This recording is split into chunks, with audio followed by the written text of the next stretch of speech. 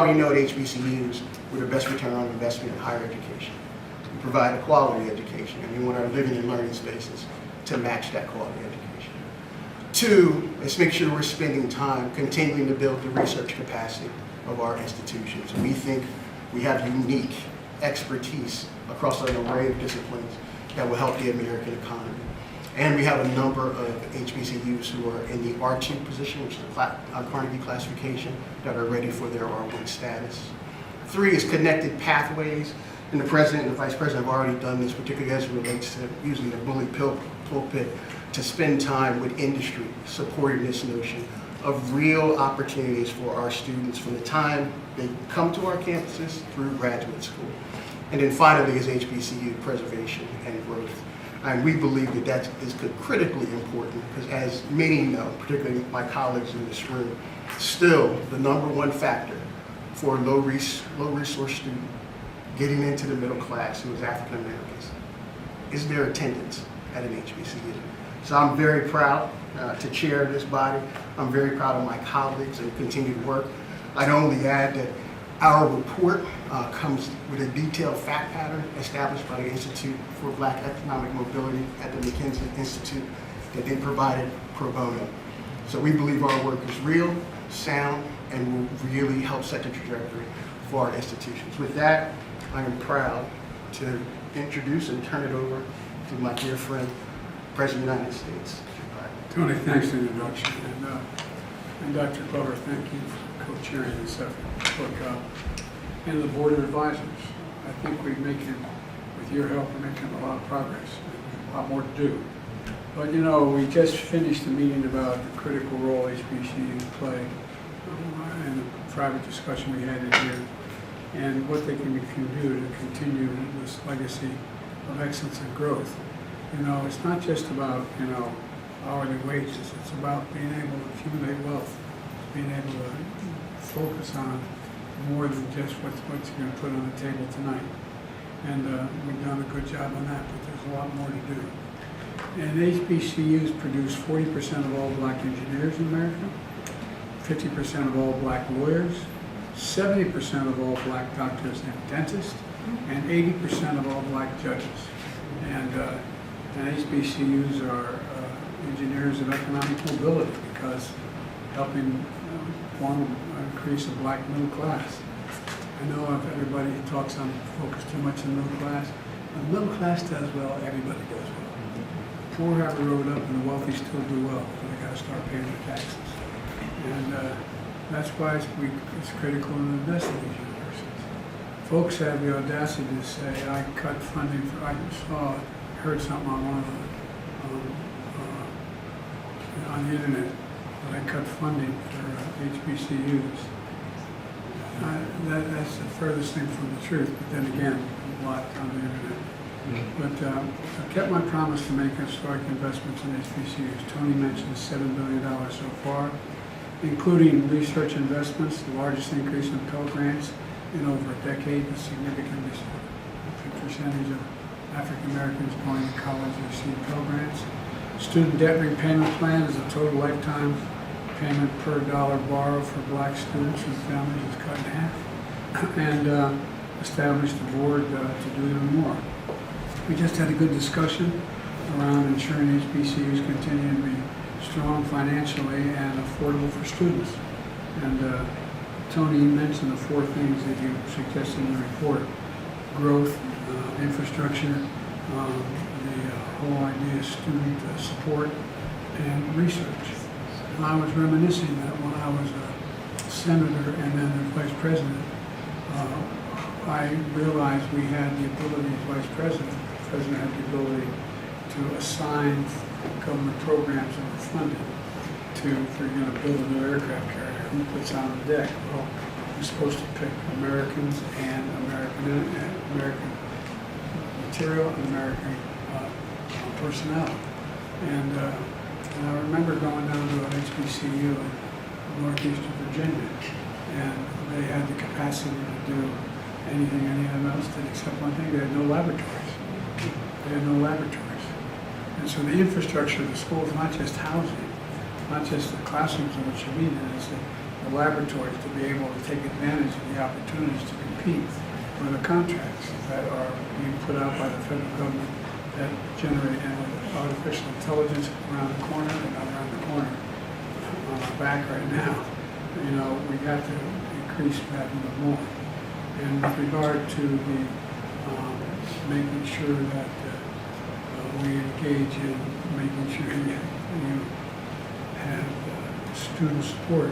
Well, that's why we increased Pell Grants so significantly.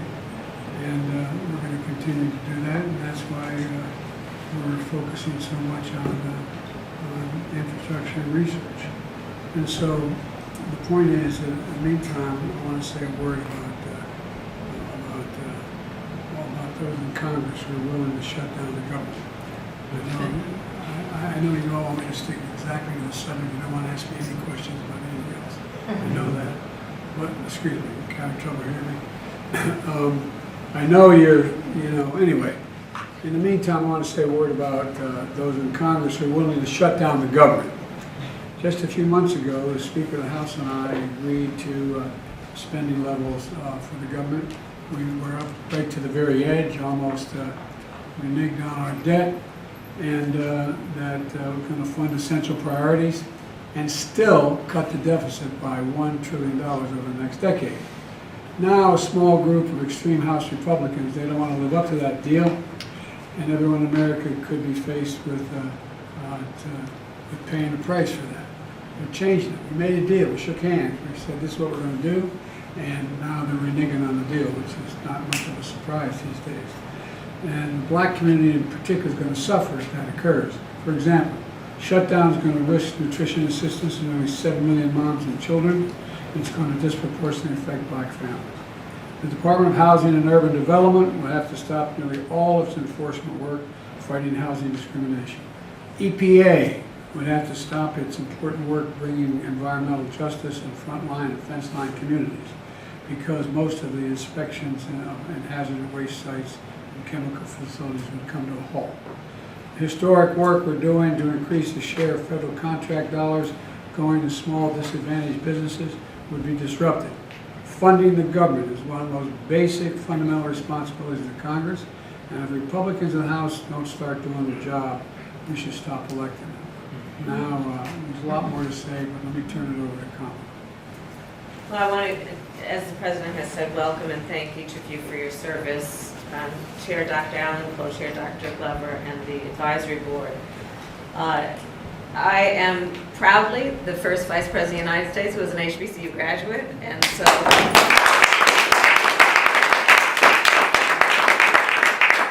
She made her staff wear the Howard jersey. So the work of this esteemed group of leaders under the guidance of our President is especially meaningful to me for many reasons.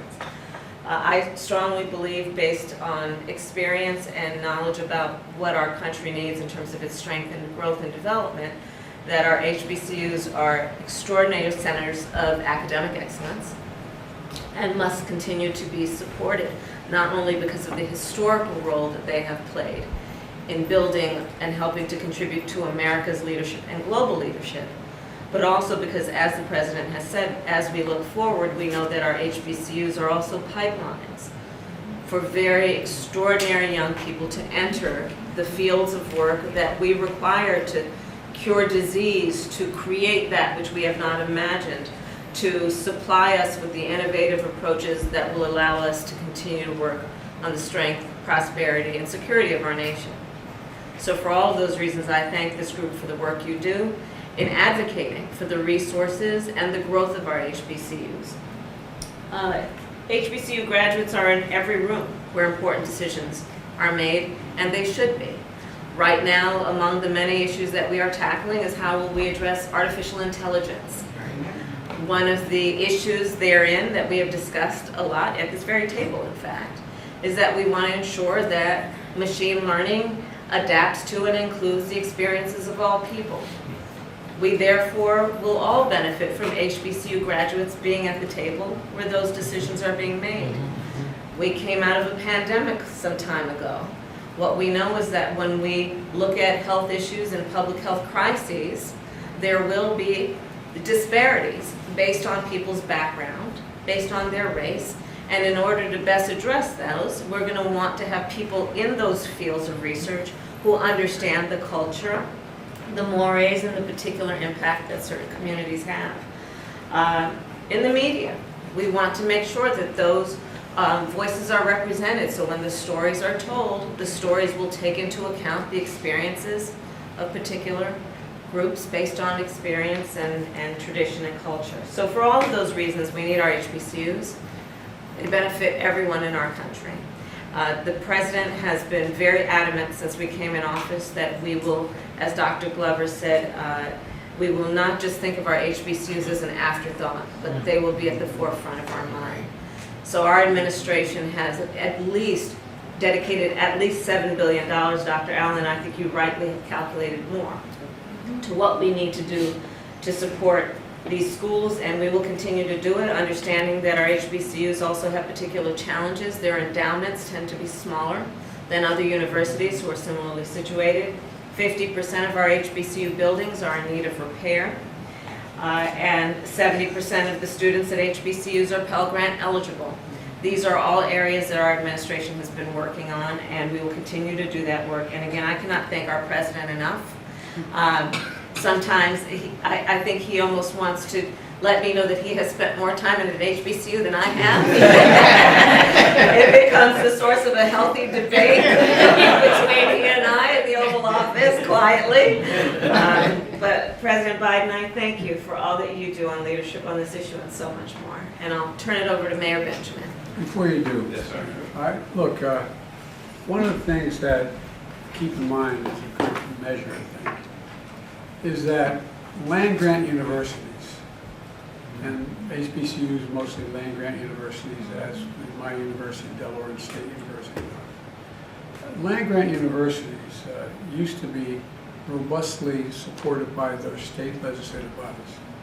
They would support, in some cases, up to 60% of the land-grant budget for that university. Well, since the 1987 to 2000, land-grant universities have lost, black and white, more than $13 billion in investment from the state government to help them. And that has exacerbated the problem for particularly black land-grant universities, HBCUs. And I think it's important that we understand that, you know, the one thing and I know you're tired of hearing me say this about all my initiatives on the economy as well, is that if land-grant universities and, for example, HBCUs are doing extremely well, they're producing students that are going to make us wealthier, make us smarter, make us more compatible. It helps everybody. Everybody does better in the whole United States when the potential of HBCUs is realized. Everybody. And so I make no apologies for the kind of effort we're expending on HBCUs, and I did spend probably more time on campus, but I didn't do nearly as well. In the land-grant university I went to at Delaware for Howard University. But all kidding aside, it really makes a lot of difference. But I'll turn it back to you, Steve. Thank you so much, Mr. President, Madam Vice President, our chairs, Dr. Allen, Dr. Glover, and this amazing body for your leadership. We're going to wrap it up right now. And thank you, everybody. All right, thank you. Mr. President, do you support UAW demands? Thank you so much. For what? UAW demands, Mr. President. Thank you. I heard Do you support the UAW demands? one at a time. Mr. President, do you support the UAW demands? I think the UAW gave up an incredible amount back when the automobile industry was going under. They gave everything from their pensions on, and they saved the automobile industry. And I think that now that the industry is roaring back, they should participate in the benefit of that. And if you take a look at the significant increase in salaries for the executives and growth of the industry, they should benefit from it. So yes, I always support the UAW. Thanks, guys. Okay, Let's thank go. you, Thank you. everybody. Thanks. Thank you so much. Happy Secretary for being to be here. Thank you guys. Let's go.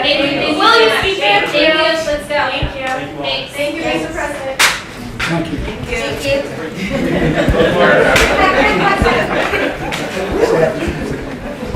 you.